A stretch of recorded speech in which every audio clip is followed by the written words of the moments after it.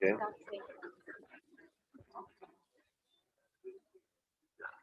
About the Greek line.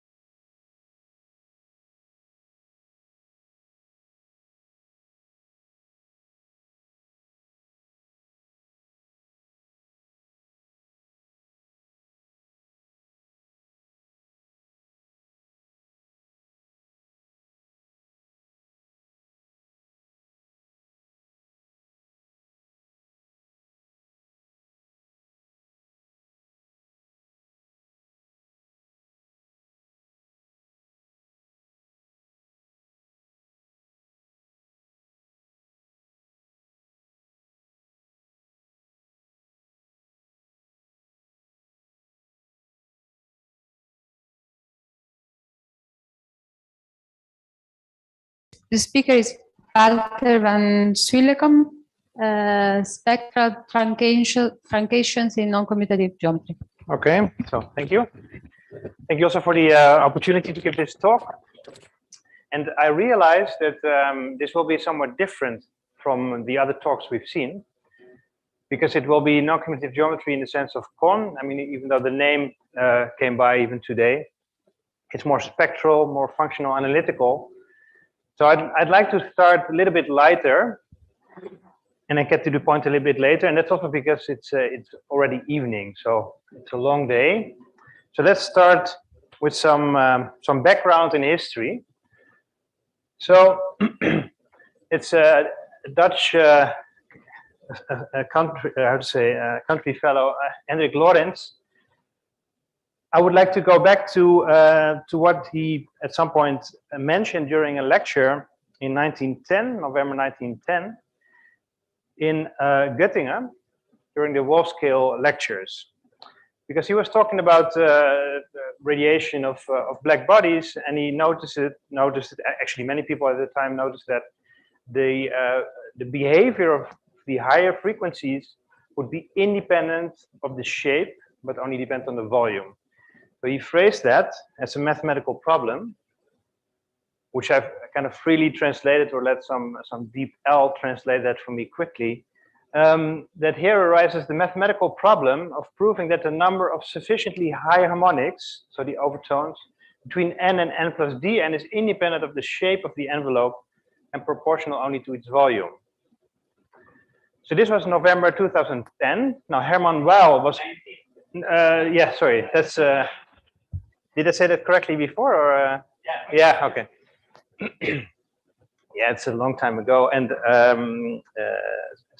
so Herman Weil was also in Göttingen, and actually he picked up this problem, and a few months later, in February 1911, sorry for that, he proved what we now call Weil's law.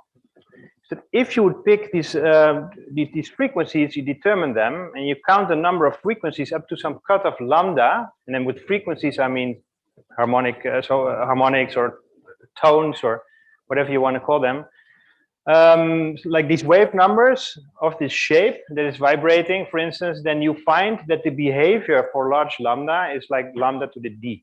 Okay, so indeed it depends. The proportionality is by the volume. So it doesn't really depend on the shape, but it depends on the volume that you have for this shape M. And what you can also see that you find the behavior where we can kind of read off the dimension of this shape, namely D. And there's some evidence which I plotted here.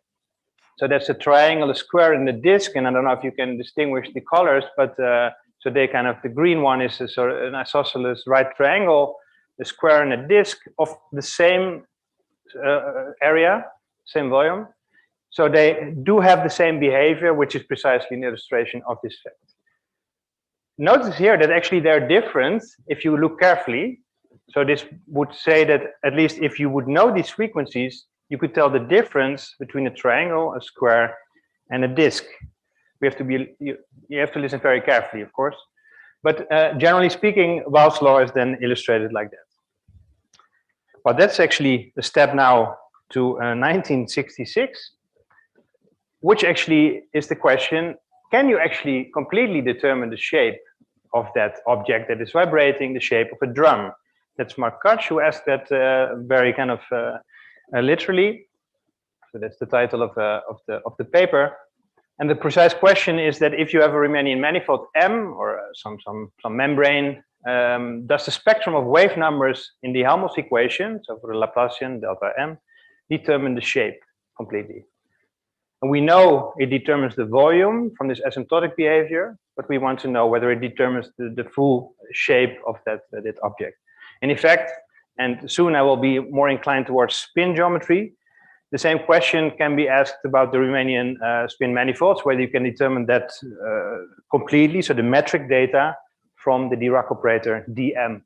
Actually, it's even better to look at the Dirac operator because that's exactly with spectrum k. These wave numbers are actually the frequencies that you find in that spectrum of dm. Okay, so that's the question. I guess you are all familiar with this, and if not, then it's always amusing to see something like that. It's a very nice paper to read, by the way, and there's a lot of development around. But there are isospectral drums, so it's actually possible to have two drums. I kind of try to illustrate these shapes as actual drums. That's also because my other hobby is being a percussionist. I would actually like to have these actually made. That would be really great. But if you kind of look at the Helmholtz equation on these shapes, then you find that they're exactly identical in spectrum. So they're one-to-one in correspondence, where I just plotted the first 25, but you can just show that the spectra are identical, even though the shapes are different. So these are this is an example of a drum, which tells that the answer to the question is actually no. Okay, so, but still, I mean, I would like to do spectral geometry. So let's bring in another ingredient, and that's actually at the basis of non-commutative geometry in the sense of COM.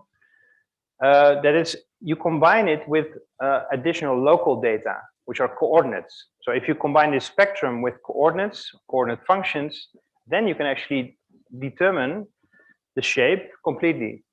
And I will make that slightly more precise, but not fully precise because it's a long theorem. But there is a reconstruction theorem, it was already mentioned earlier this week. When you take this data, not just dm, not just the Dirac operator, but also the Caesar algebra of continuous functions on M. Just think about that as bounded operators. They would act by pointwise multiplication on the L2 sections of the spinor bundle. So that's this L2 of Sm. That's also where the Dirac operator acts. this package together allows you to determine M, G completely, so that then you can actually reconstruct the metric on M as well as the topology and the manifold structure. So this combination tells you precisely how to do that. So let me make that a little bit more precise, because these are just kind of still rather superficial. So what is the package? So you take a C-star algebra, and okay, if you're not familiar with C-star algebras, that's also not too important. It's an algebra sitting inside bounded operators on a Hilbert space with a norm. It's being norm closed and also star closed. So that's the so you can take adjoints of these operators. I take it to be unital, but think about that as the coordinate algebra. Then there's this Dirac type operator. Actually, that's just the self-adjoint operator D. There's some properties, compact resolvent, bounded commutators. So that's not too important for today, but that's just kind of the definition, the package that we have. But it's important to think about that as the inverse fermion propagator. No, this is a general discussion. No, not yet, but I didn't write that. It's just this what I write here is the way to think about them.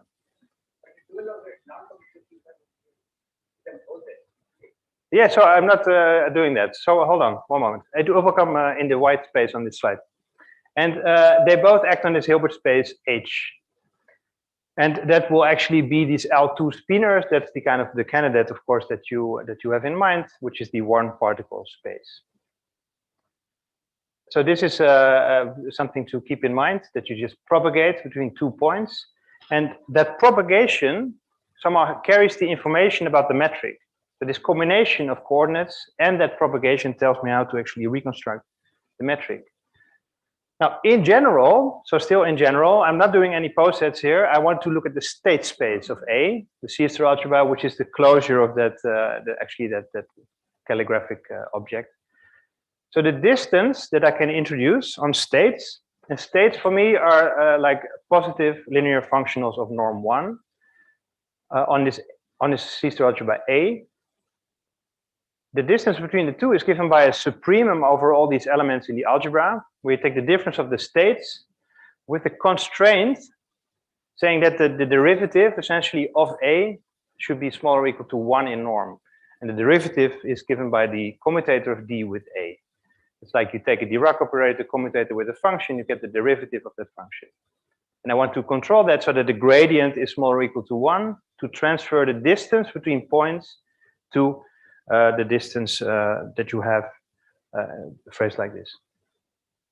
Now, in the case, and that's answering your question, I hope, for Riemannian spin manifolds, then the data we consider is C of M, continuous functions on M, L2 sections of the spinor bundle, dm, and then you actually find that if you look at the distance for these states given by evaluation at points x and y, by that formula, is exactly the Riemannian distance functions between the 2 points x and y. So you kind of reconstruct the distance from the data given in this package, the spectral triple. Now there is, of course, the challenge is to actually find this manifold structure. That's the deeper part of that theorem. But this is somehow kind of the easier part to be able to construct at least the metric. But the manifold structure is, of course, then there's the challenge of turning the topological space that you get from the C-star algebra, this is M, into a manifold. But I will not dwell on that right now. Okay, so message is that with this package, you can describe Riemannian spin manifolds in a sort of a functional analytical way where you have these algebra of bounded operators, Hilbert space, and some operator D. Now, what you need to know is, in other words, you need to know the full spectrum of this Dirac operator D, or this in general, this operator D. And that's a lot of knowledge, which physically speaking is not very realistic. So, for instance, if you would try to measure such a spectrum, like eigenmodes or something like that, you would always have some kind of energy limitation, energy range, or a resolution. So what the goal is of this whole kind of this talk or of the papers that we're writing is that we want to understand how mathematically one needs to describe when you only have this partial amount of information, that you could still somehow argue that there is some geometry appearing from this finite set. And actually, there were a few earlier works of D'Andrea, Lizzi, and Martinetti that actually completely fit into this, and there were some first cases already discussed in there. Then Glaser and Stern, so they were in my group, so postdoc and a PhD, they put this on a computer, which is, of course, also there you need to kind of restrict to part of the spectrum, because you cannot just you cannot really do functional analysis in its full glory on a computer. To truncate somehow. And that truncation is discussed in this paper in CMP, and another variation actually on that same theme is in a paper appeared recently with the Lancome. Okay, so what are the types of restrictions or truncations that we look at? So first is this. So we have some operator D. Think about the Dirac operator and some eigenmodes. Now I want to kind of restrict myself to only part of the spectrum. So what I take is I take a projection P, say corresponding to some kind of finite dimensional subspace, to take that projection into a Hilbert subspace, of course. That's just the range. No matter what you take, it will be a closed Hilbert subspace.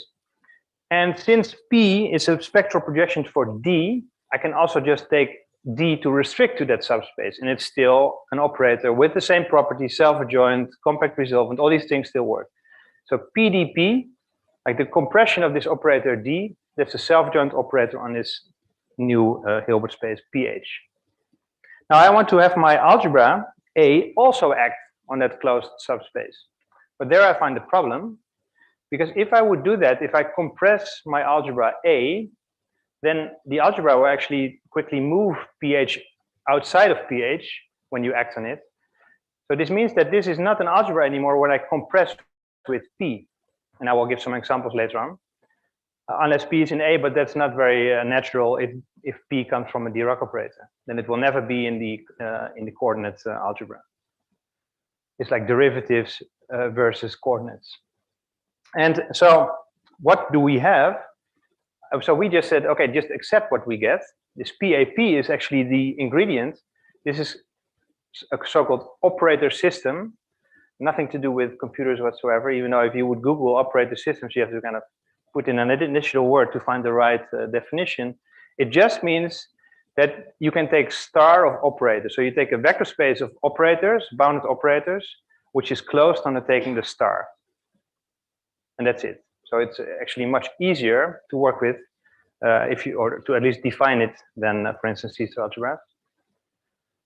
Another approach, which is somehow dual, and I probably won't discuss it today, is that you could take a relation that corresponds to introducing a finite partial resolution. So you'd say 2 points x and y, they're related if their distance is smaller than epsilon. Yes, of course.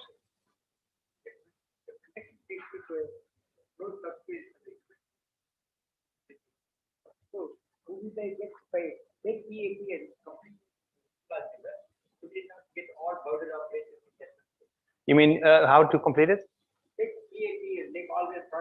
Yeah, we'll see examples of that. Typically, it will not be all bounded operators. No. I will tell you. It depends on the situation. So there's an example which is very concrete, which I will come to in a moment, but it will typically not be, actually, what happens in many cases is that it's like the compact operators or the matrices over this pH.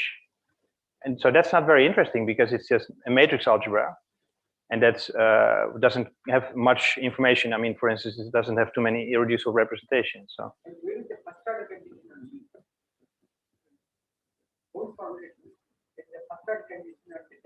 Sure. You mean that the operator, the commutator is bounded? But this still holds. I mean, so that's.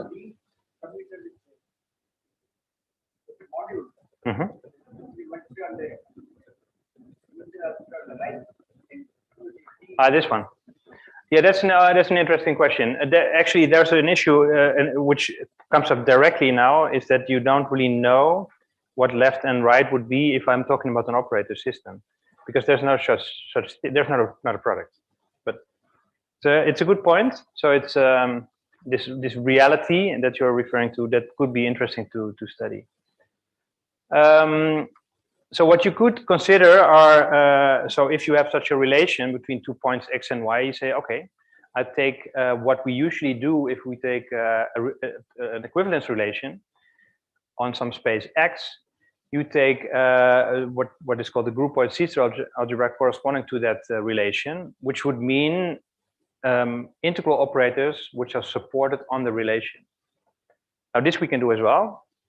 However, we don't have a product, because that product will exactly move outside of the relation and look at the kind of the relation that you generate by taking kind of concatenations of these tolerance relations.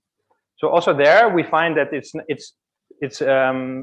not an algebra, but it is an operator system because this relation is symmetric. So I can just flip x and y. All right, so so first I will give you some general background on operator systems. So that will be slightly say some overview, or maybe some more analytical stuff. But in like 10 minutes or so, I will then move to a very concrete example, which is the circle, which I spectrally truncate, and that will be very concrete and illustrate all the generalities that I'm discussing right now.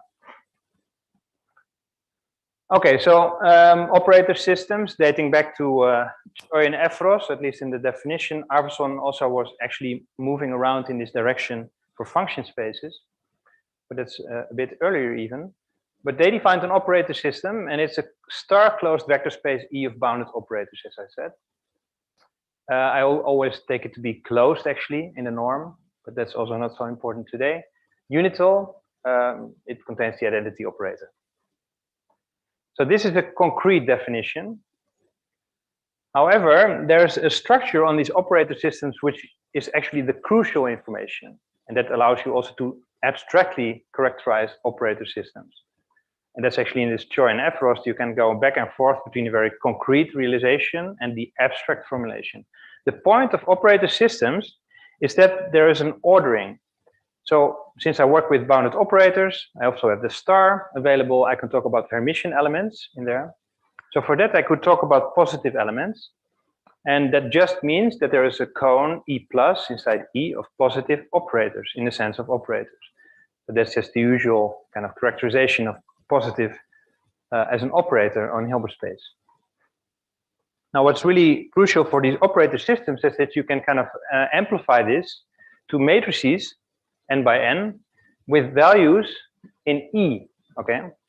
So this is this Mn of E, and I can talk about, I can talk about positive elements in there when letting them act on n copies of H, just by matrix multiplication, each entry, and each E will just act on every H in there. So that also has an ordering, and that's called a matrix ordering. And actually, this is actually the central structure that you have on operator systems.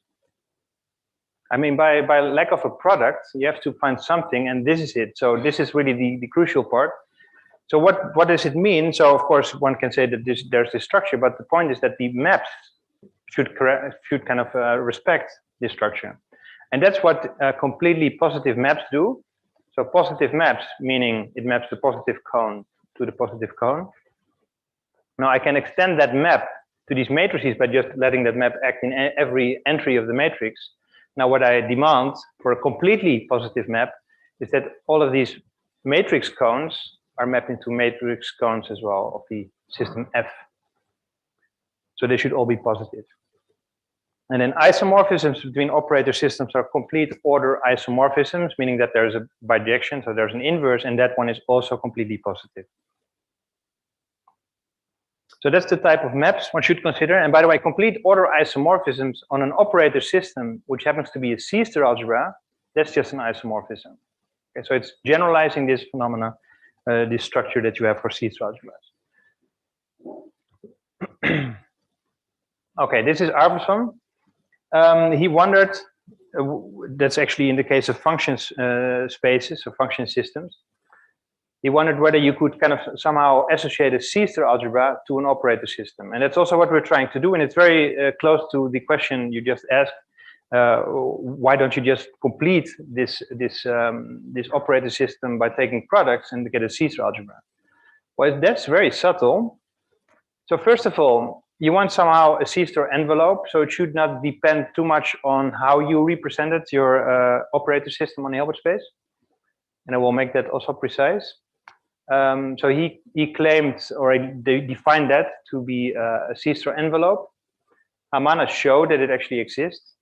And for the non-unital case, we extended this 2 years ago. And actually, that was put in the context of non-commutative convex geometry by these guys. So the point is the following. So what I can always do, I can take these products of elements in E and look when I get a C-star algebra and I just stop there. It could be B of H, but it could also be smaller matrices. So just look at what it generates by taking products, and at some point you will end up somewhere, you will always end up somewhere, which is a C-star algebra. So that's what happens here. So there is this representation inside a C-star algebra A, and you just look at whether you can actually generate that A by taking products and linear combinations. However, there could be another one, because you could represent it on a different Hilbert space, so in a different C-star algebra, and you're wondering, is there a smallest such C-star extension? And that's actually what this C-star envelope does. So there's a universal kind of identification of this. So this A is the smallest one, in the sense that any other C-star extension, so any other C-star algebra that contains my operator system, projects onto A. And a very concrete example is the following, which is, you can just think about in the bachelor curriculum already. So it's like, you take the operator system of continuous and harmonic functions on a closed disk. Then you could say, okay, well, if I take the C-star extension, I get continuous functions on a closed disk. However, there could be a smaller one. And that's, in this case, it's actually the continuous functions on S1. Because what you can show is that I can restrict my harmonic function to the boundary, so to the circle.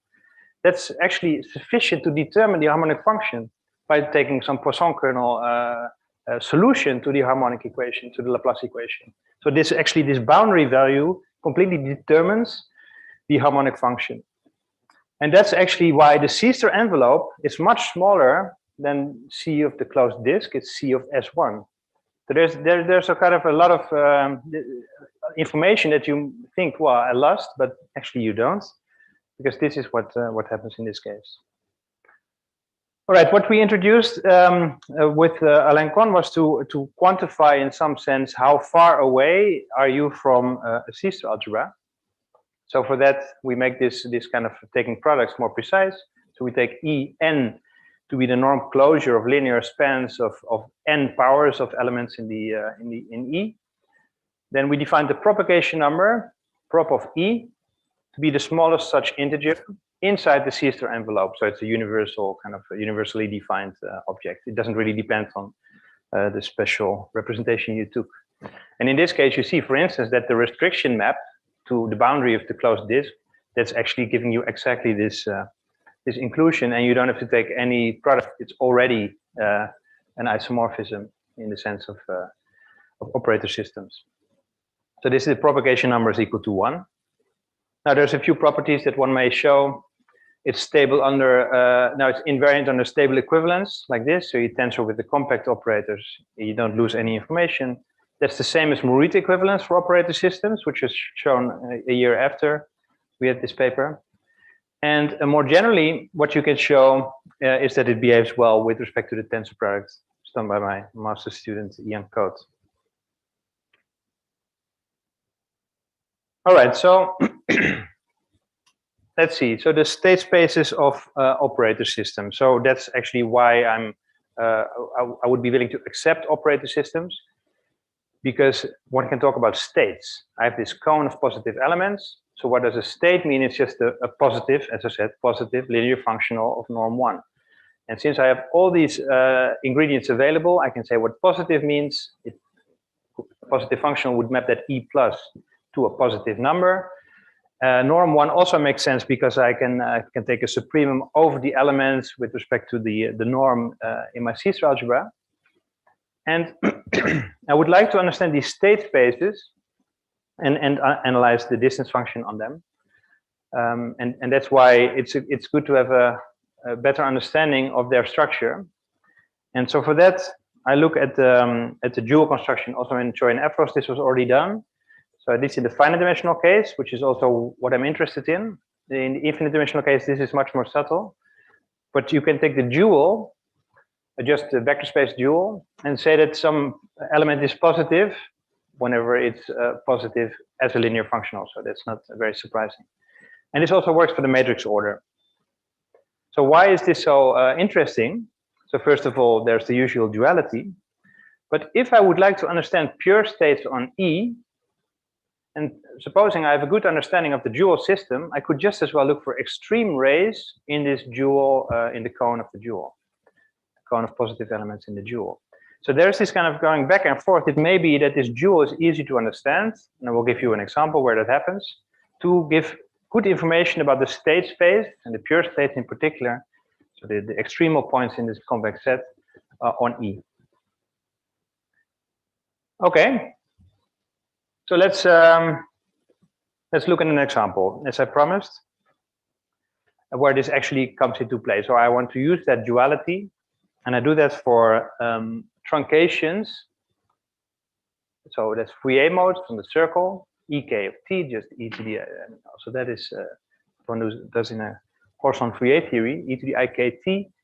Then one projects onto finite range spans of finite range set of elements E1 to En in the Hilbert space, and compress the algebra C of S1 by this projection. Now, if you think what happens if you act with C of S1 on L2 of S1, it's like, so each element, so like En in C S1 would be a shift operator in this L2 Hilbert space. So what happens if you compress, you kind of cut away this shift at some degree. And this is exactly what happens. Because if you do this PFP for some function f, and f has Fourier coefficients ti, then you find exactly this expression. You have diagonals with t0, the diagonals t1, and so on. So they have constant diagonals, precisely because of that reason that you're shifting every time. But they're not of the same size. It's not like infinite diagonals, but they're truncated. And this is what is called the Toeplitz matrix. It's a finite dimensional Toeplitz matrix because there's also the Hardy kind of construction. But this is a finite range projection, so it gives rise to a matrix like that.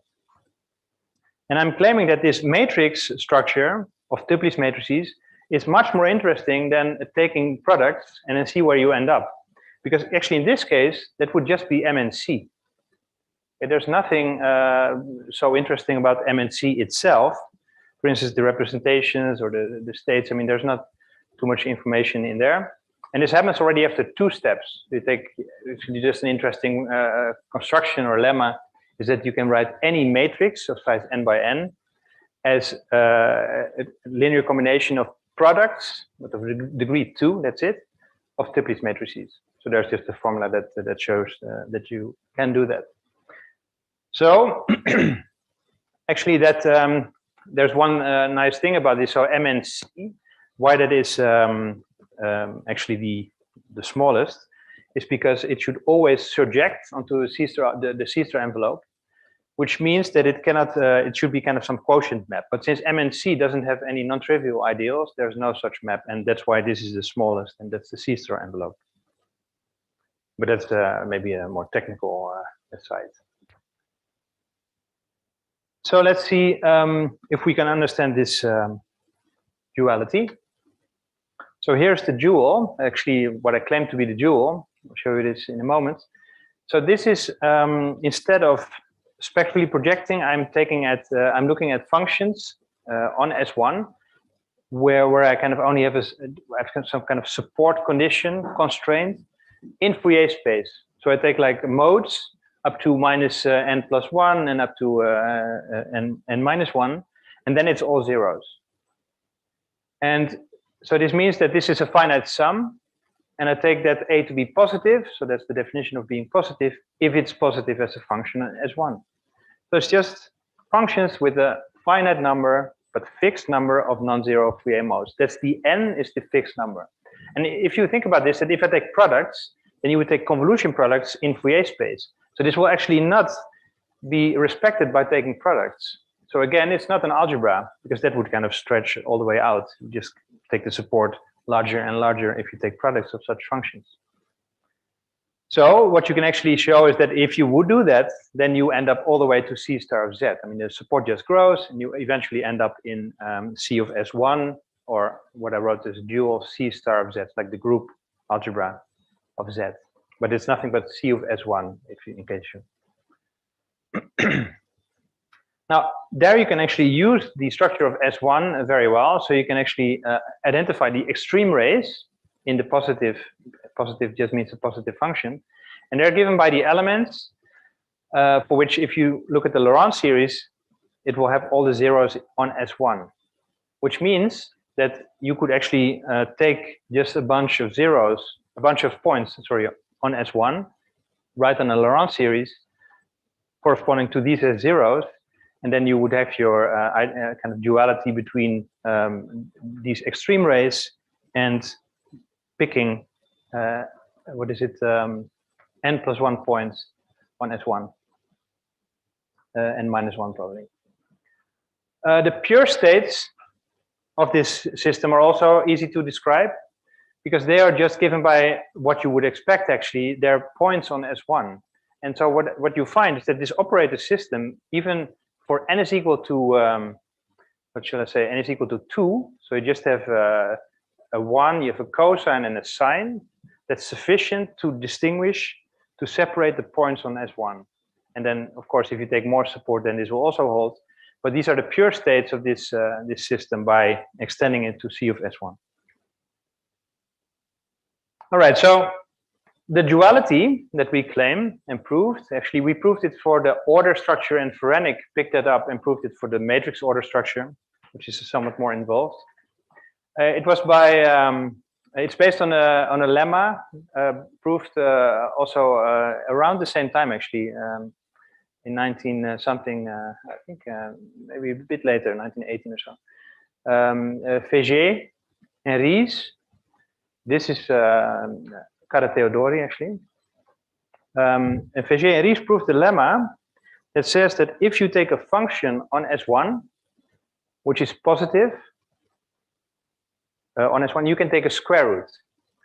And of course, you can always do that, because that's not, I mean, even in C-star algebra technology, you could do that. But the point is this: if the function has a certain support in Fourier space, you can take that square root to be like half the size in support in Fourier space. And that's what drives this duality. So you use that in proving that this is a duality, because it means that if you take a positive element in here, this A, then I can write that as a product of two elements. And then I can use some properties of these positive Toeplitz matrices to understand this duality, that it respects the order. So that's why we attributed this to Fegé and Ries. What it means directly now is that if you want to understand extreme rays in here, they're given by these elements lambda in S1, and the pure states on this Toeplitz operator system is given by these endpoints up to permutation. So I just pick these n zeros on S1, and that's it.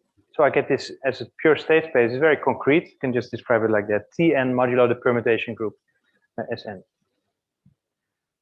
So let's take an example, just to make it very concrete. N is equal to 3. So 3 by 3 Toeplitz matrices already has this incredible structure, even though you would say, well, I mean, there's nothing interesting, for instance, if you think about matrices that you complete it to. But we describe this pure state space, as I said in the theorem, it's T2, 2 points on the circle, and it's given by vector states like that. And vector states will, of course, appear because the C-star envelope is matrices, so it will always have to come from something like that by restriction. But this is what you get. You see it's symmetric in exchange of x and y. And a picture of kind of projecting onto the second and third and some real imaginary part looks like this. That's just a funny way to understand the Möbius strip. which is exactly what T2 modulo the permutation is. Okay, so that's really what happens. All right. So that's the case n is equal to 3. Now I would like to kind of move to the other direction, n is equal to, or n towards infinity. Let me see if I, okay. Okay. So let me just point out this, that you could think about this, the duality I had. You could also do it for the cyclic group, finite cyclic group. And then you would find that there is also a duality in terms of the just pointwise multiplication on the cyclic group and the convolution product, actually the other way around. This is convolution and that's pointwise. As you would do in Fourier theory, actually you could rephrase this in terms of the duality, which is compatible with positivity. And so the duality that we have is some kind of version for operator systems of Fourier theory, finite Fourier theory, with the advantage that we still have symmetries which are S1 worth. Whereas if you would do this kind of finite set of points on the circle, which also approximates S1, your symmetry group is really reduced a lot. So, and this is of course because we took a spectral projection from D. But let's, as I said, let's look at the other direction. So convergence to the circle, because I mean, we're spectrally truncating, but I would like to ensure that somehow we get back to the full thing. So in a paper that followed up on this earlier work, and a student of mine, we studied this this convergence of the state spaces using the distance function dn, and see how it converges to the circle. And the distance function is defined really on the operator system level using the truncated set of data. So what we use is first of all this Rn, that's the compression with the P, the Pn I call it now, just to be able to send it to infinity. So that compresses a function, turns it into this Toeplitz matrix, allows you to pull back states because of this positivity of this map from this Toeplitz system to the circle. It's kind of like smearing what you get. So you don't really get a point, but you get some kind of smeared expression. And then I was looking for another kind of the map in the other direction to be able to map states in the other way. And that's of course to be able to identify how much one looks like the other in the limit. And so there's a notion of C1 approximate order inverse. I also don't want to kind of bother you with that, but it means that Rn composed with Sn, I have an explicit expression that actually converges to T, where the control is by the C1 norm, so the derivative. And the same in the other direction. And this actually, to show that this is what I call the C1 approximate order inverse, that's actually a computation one also does in Fourier theory already. One shows that this converges to F pointwise, but you find in the estimate that you have to take a derivative of F. So it's like a Lipschitz norm of F is sufficient to get this under control. And that's actually driving this whole computation. And then the shoe product, that's slightly more involved, because it's like to get the norm of that, that's not so easy. And here's this Fauché kernel depicted for some n. What one can show with these kind of maps is that one can map states from one to the other. And since there is a C1 control, so this first derivative, this entered in this distance function. So I can now actually describe how close states are if I pull them back to the other system, either the approximated one or actually there's a similar estimate by composing it with this Rn. And this gamma n goes to 0. Now here's a plot of distances between 0 and x, where these blue things are the regions that you get for the different n is equal to 3, 5, and 9 I put here. And this is some basic, I learned some Python to have some simulation for the distance function to kind of optimize these distance functions, where this is getting closer and closer when n gets large to the actual distance function, which would be a triangle going from 0 to pi and then back on the circle. So this allows me to show that I can talk the state space of the truncated system close to the states on C of S1. So that's probability measures on S1.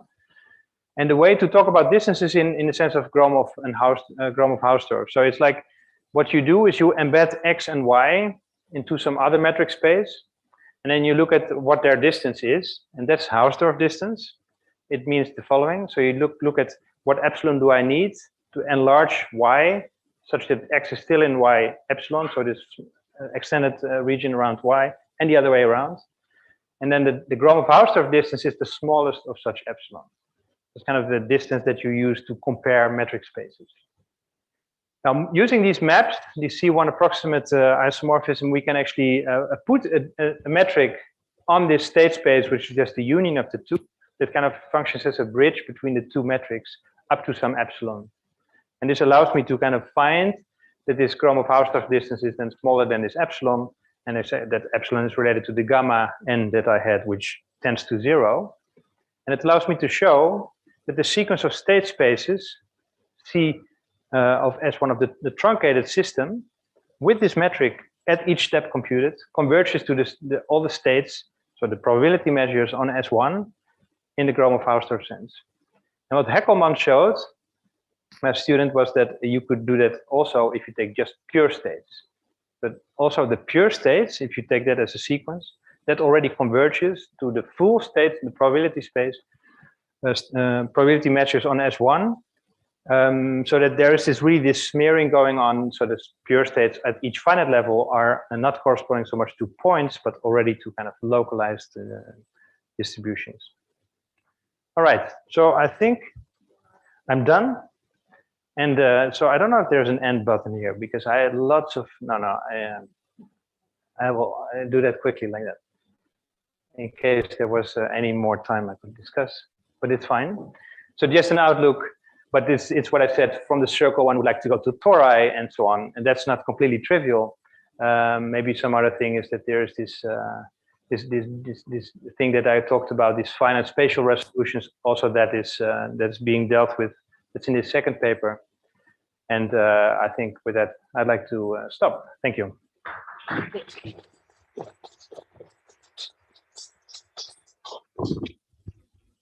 Thank you. So, Sasha, Tinsel.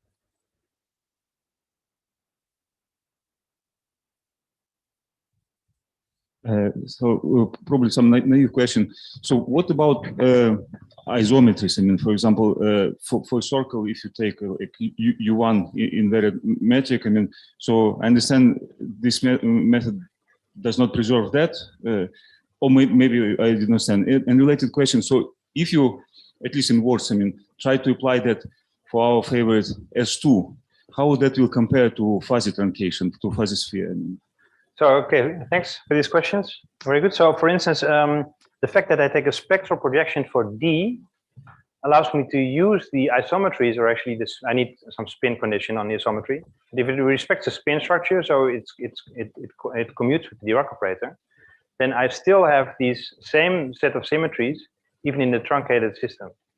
So that's still present. So that's actually better than truncating it in a different way, where you would break that. For the fuzzy spaces, so these Rn and Sn that go back and forth, they are exactly what you would find for the fuzzy sphere approximation of the sphere, like Rivo has done, and in my paper I also show that as an example, just to kind of illustrate that if you take this Berezin map that he had in the symbol map in the paper of Rivo, where he shows these fuzzy spaces converge in Gromov-Hausdorff to the sphere, that's precisely the same mechanism. So it all fits in this kind of.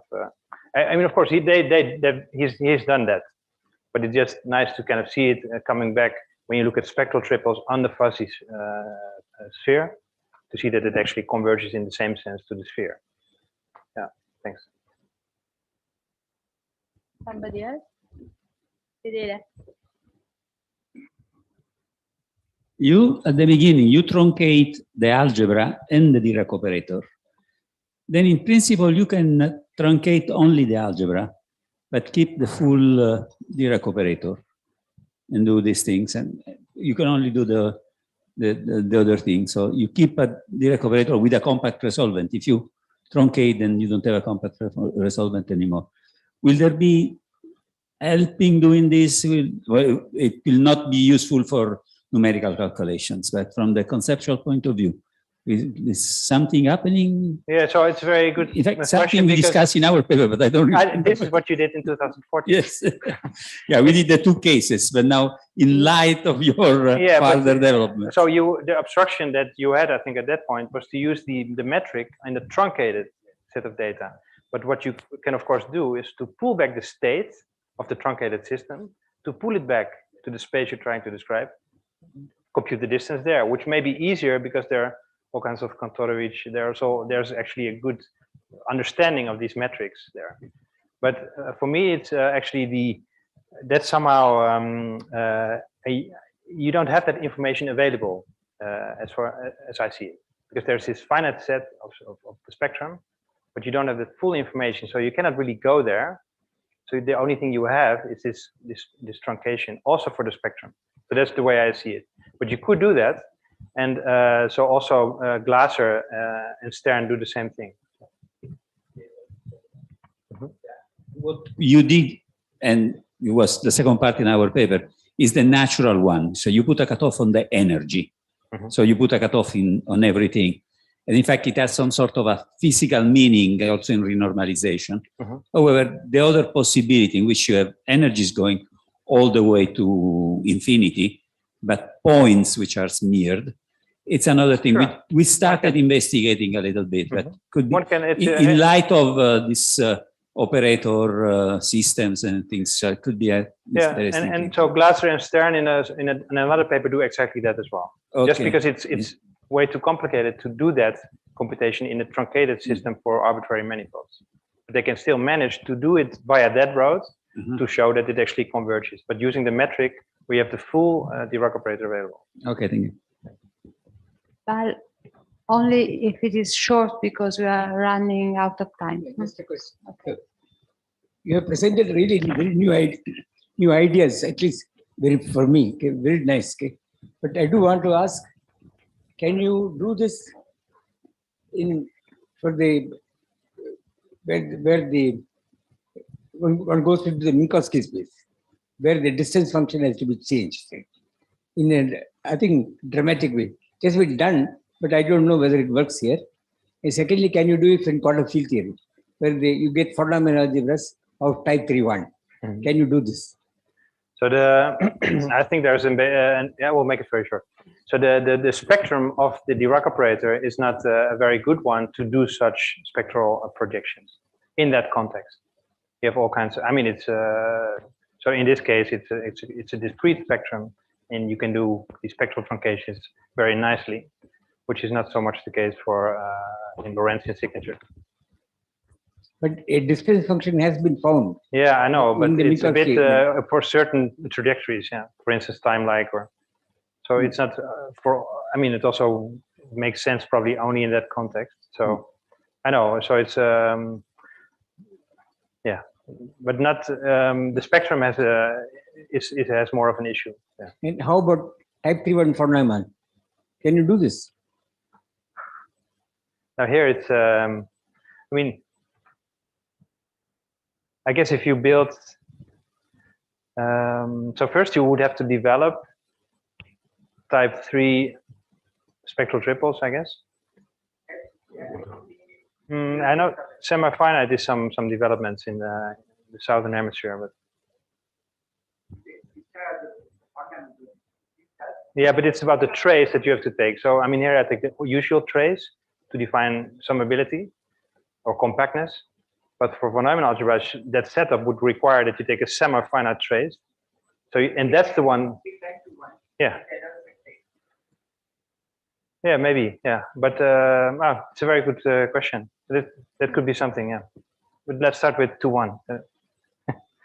Thanks. Okay, let's thank the speaker again. And Okay. next speaker. Next speaker is Razzaq Junaid. Did I pronounce it right? The talk will be about n equal to Minkowski superspace and its quantization.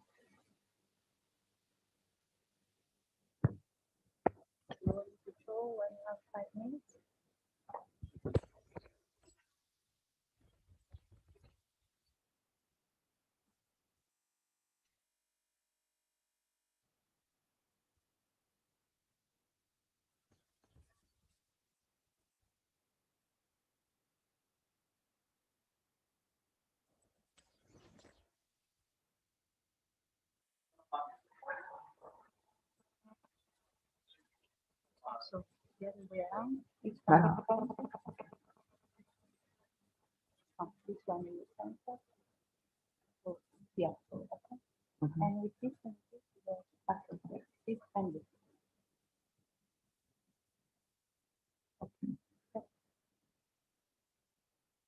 Okay. Okay, thank you very much, everyone, and special thanks to the organizers for giving me this opportunity to speak. I will talk about n is equal to 2 Minkowski superspace and its quantization. This is a recent work with Professor Rita Fioresi and Professor Marian. So here is the plan of the talk. So first of all, I will give you some summary of the work. Then I'll talk about Plucker embedding for this Grassmannian of even planes in 4 two-dimensional spaces. And then we'll talk about quantum Grassmannian. And then at the end, I will talk about this, what we mean by n is equal to 2 Minkowski superspace and its quantization. So recall that we can realize Grassmannian manifolds as algebraic varieties using Plucker embedding, and the image of the Grassmannian manifold can be characterized by well-known Plucker relations. From physics point of view, this Grassmannian of planes in 4-dimensional spaces is important, as already described by Professor Marian. So in this case, this Plucker map is just given by this thing. So if you take any plane in 4-dimensional space, it is generated by 2 linearly independent vectors. So you just send it to the class of their wedge product. And in this case, the Plucker relation is this one. So, and the big cell is defined in this way, that all those planes for which this y12 is non-zero, one can easily see that this big cell is can be identified with C4, and then you can identify it with the complex Minkowski. I am not going into the detail of it, but in our this recent work, we try to extend this idea in the supersetting for this Grassmannian of 2 zero-dimensional spaces into 4 two-dimensional supervector spaces. So a similar work has already been done for this Grassmannian 2041, and Professor Marian was already explaining it. So here is the summary. We prove that this Grassmannian is a super variety. We construct the super Plucker map for it, and then we find all the super Plucker relations. And then we see that we can consider this algebra of functions for this Grassmannian as sitting inside this algebra of functions of on this supergroup SL4/2, and then we construct the quantum Grassmannian, and at the end we see this n is equal to 2 Minkowski superspace. So here is the super Plucker embedding for it. This is a basis for C42, where the E's are denoting the even basis vectors and epsilons denotes the odd basis vectors, and then we take the second exterior power of it, and then we have this basis for E, and any element of E can be written like this in terms of these basis vectors. Now an element here is decomposable as a wedge product of 2 even vectors if it is if it is of this form. Just by comparing, we get these relations, and then from here one can actually calculate all these relations, these ones, and then if you try to translate all these things into the coordinates, you get all these relations. You can notice that this first one is just the classical Plucker relation, but then we have this list of extra relations in this setting. So now, of course, the question is whether they are all, and the answer is yes. They really define, like fully characterize the our Grassmannian. So here is the theorem that the superring associated to the image of this Grassmannian under the super Plucker embedding is generated by these Qij's, ANM, and lambda and k's up to the ideal generated by these relations. So I'm not going into the proof of it, but for this case, it works very much like the classical setting. But for the general Grassmannian, it was expected that they are not projective varieties. So recently, there appeared an article by Ekaterina Shemyakova and Voronov.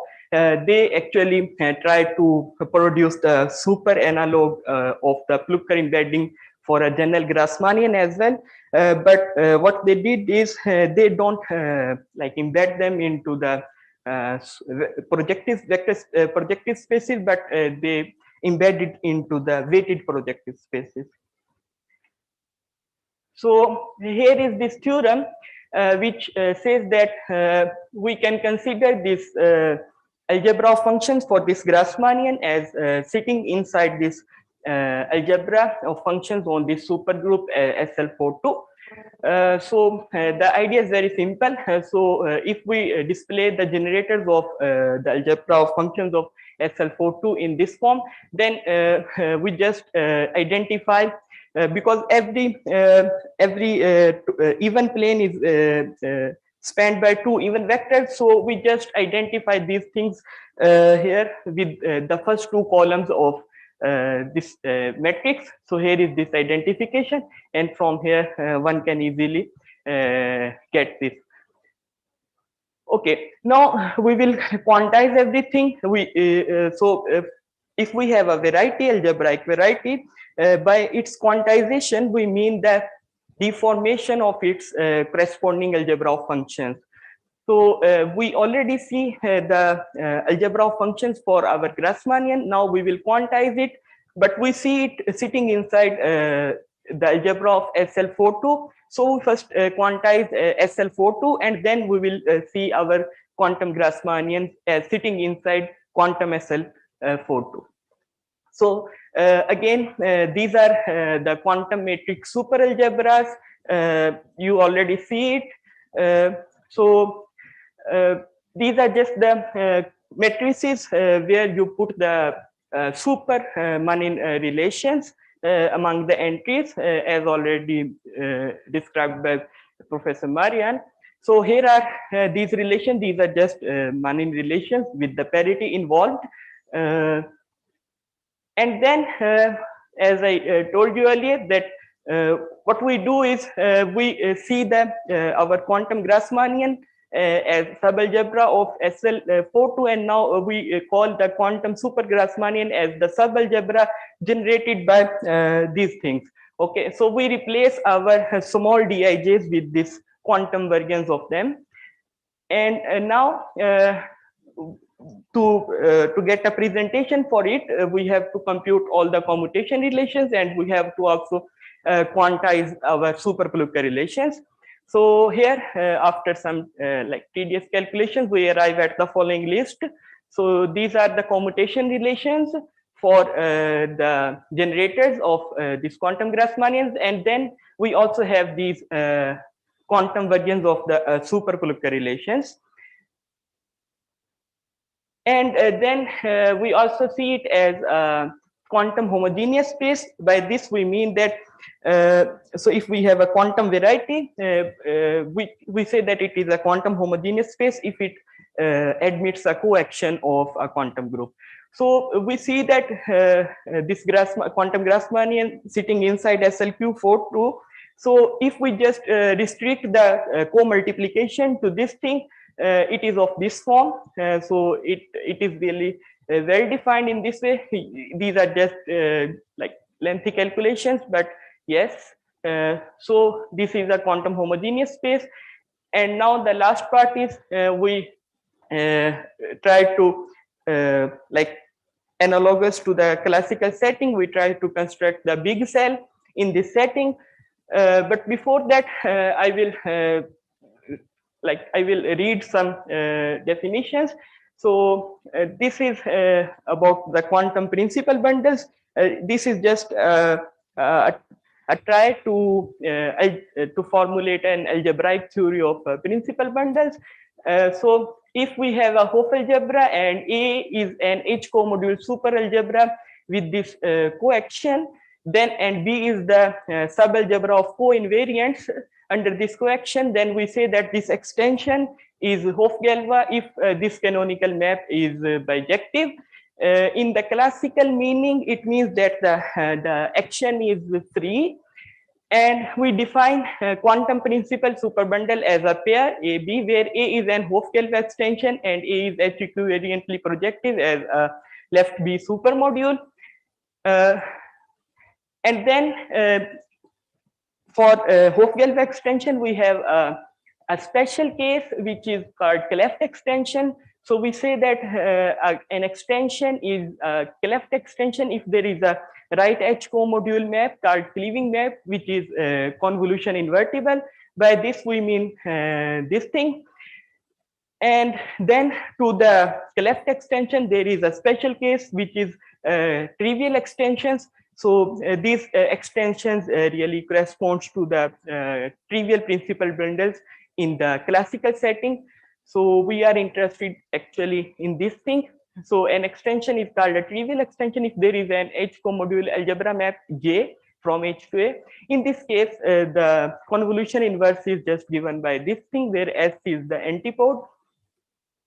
Now consider this set of matrices where we have these two even vectors, and with this minor invertible. Now there is a right coaction of GL2C on S, which corresponds to the change of basis, and every element of S can be written uniquely as this thing. So in other words, we can say that the quotient of S under the action of GL2C is this space M, which is isomorphic to C44, and we call this M the N is equal to 2 Minkowski superspace.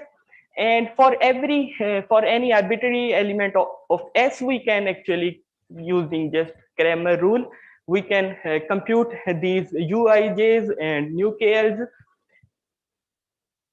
And now one can see that this coordinate superalgebra of this Minkowski superspace is isomorphic to the subalgebra of co-invariants under this coaction of GL2. And then this natural projection from S to this S quotient by GL2C, which we call N is equal to 2 Minkowski superspace, is a trivial principal bundle. And at the end, we just similar to the beginning, we try to quantize these things as well by putting the Manin relations inside. So we define N is equal to 2 quantum chiral Minkowski superspace CQM as the superalgebra generated by these elements, where we replace these Dijs by the quantum versions of them, and then again we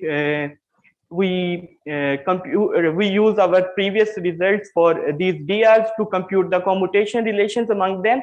So here is a list for them, and using by just analyzing this list, one can easily see that this CQM, which is the quantum chiral Minkowski superspace, is isomorphic to the algebra of matrices MQ22, and similar to the classical setting, this quantum superalgebra CQS is a trivial quantum principal bundle over N is equal to 2 chiral Minkowski superspace. And that's it. Here is a list of some references. Thank you very much.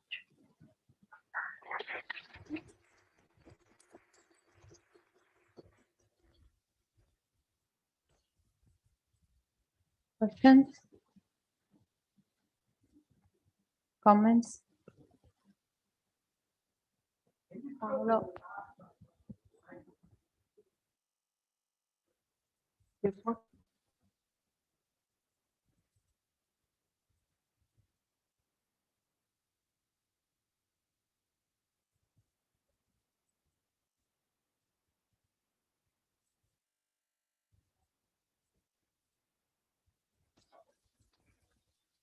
So you are getting the so-called Greenfeld-Dingle deformation, Yaku deformation.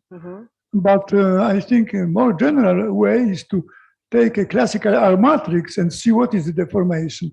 So I mean, you you are just introducing one definite deformation, Yes. which is called Q deformation. I mean, but we know physically that, for example, theta mu deformation or kappa deformation are different. So it's still there's a job to be done. Yes, there are many deformations. But I will just add a comment that in case of 2 by 2 matrices, there are only two, I think, yes, there are only two deformations which admit center determinant. One is this one by Mani relations, and other one is the Jordanian deformation.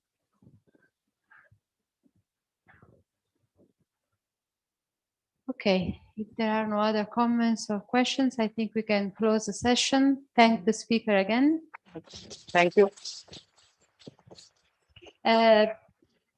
Remember those of you who didn't sign for the Greek night to sign.